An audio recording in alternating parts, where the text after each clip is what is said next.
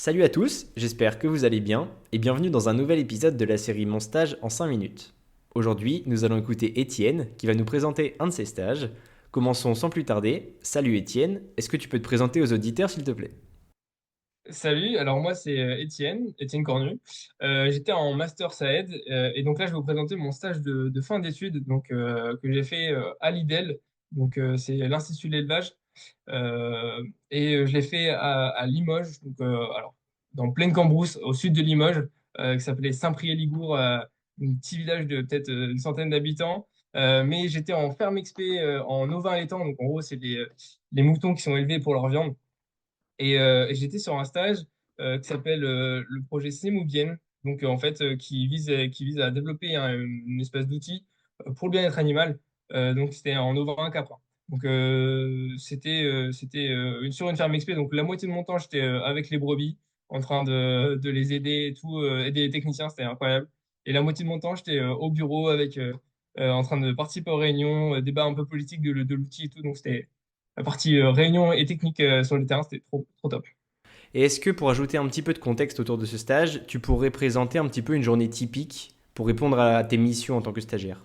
Yes, eh ben écoute, en gros, ma journée, en vrai, c'était des longues journées. Du coup, je commençais genre à 7h50, 7h45, j'avais les bottes aux pieds, en train de mettre le foin en brebis et tout, donc ça, c'était trop cool. Je pouvais conduire les tracteurs et tout. Puis après, du coup, ça dépend, il y avait des agnelages, donc j'aidais aux agnelages et tout. Et après, vers 10h, petit café, un peu à la campagnarde et tout, c'était trop cool. Et après 10h, par contre, ça participe aux réunions, ça taffait sur le projet, pardon, jusqu'à à peu près ouais, 15-16 heures. Et 16 heures passées retaf à la ferme. Donc ça pouvait aller jusqu'à 18 heures. J'ai même fait des veilles un peu d'agnelage. J'ai calculé un peu 50 heures par semaine, mais après, c'est parce que je le voulais, quoi. Est-ce que tu avais un peu des missions propres à ton poste de stagiaire ou t'étais vraiment un peu sur l'ensemble des choses du projet en plus de la partie ferme? Donc en tant que stagiaire, j'avais des missions en fait où j'étais le bras droit de la chef de projet, donc je participais à toutes les réunions comme je t'ai dit, prise de notes, tout ça, bon ça c'est classique d'un stagiaire, mais derrière elle me faisait vachement confiance je montais des espèces de mini-projets dans le projet. Je pouvais animer même certaines réunions. J'avais une grosse part de confiance qui était laissée et en fait je gérais mon temps comme je voulais, comme je t'ai dit. Dès qu'il y avait besoin d'un coup de main sur la ferme, je quittais un peu le projet et des fois je tapais plus le projet sur la ferme, donc c'était voilà, je sais pas si j'ai vraiment répondu à ta question, mais en gros, oui, j'avais des missions un peu de stagiaire. Ouais. Ouais, c'est bien, bah, ça permet de montrer que tu peux un peu genre, gérer ton temps comme tu veux parce qu'il y avait une vraie part de confiance, quoi.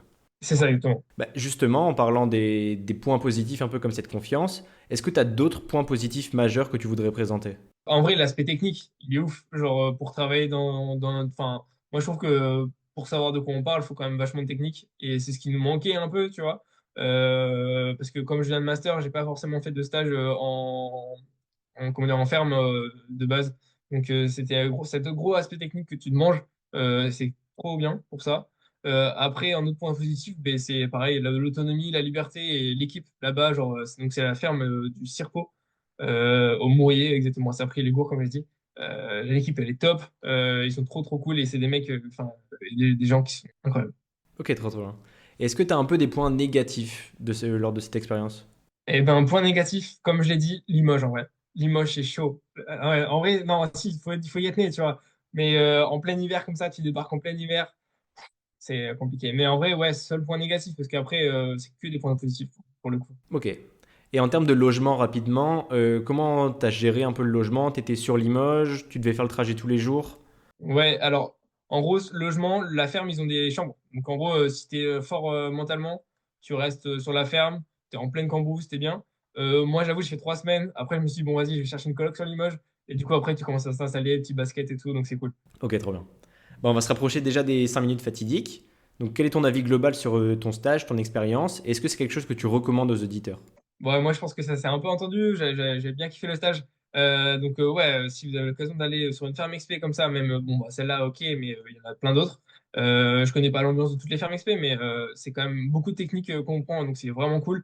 Et après, qu'est-ce que je veux dire? C'est quand même ce stage-là qui m'a permis d'avoir le taf que j'ai actuellement, donc ça aide de ouf. En fait, c'est une bonne entrée dans la filière du coup, pour Ovine, qui est une petite filière. Mais faut pas oublier quand même que le stage, c'est quand même la porte d'entrée derrière, quoi. un jeune diplômé, on va dire. Bah, trop bien. Merci beaucoup pour ton interview. Yes, merci à toi. On arrive déjà à la fin de cet épisode. Comme d'habitude, je vous encourage à laisser une petite évaluation de la chaîne ou quelque chose si ça vous a fait plaisir. En attendant, je vous souhaite plein de bonnes choses et à très bientôt.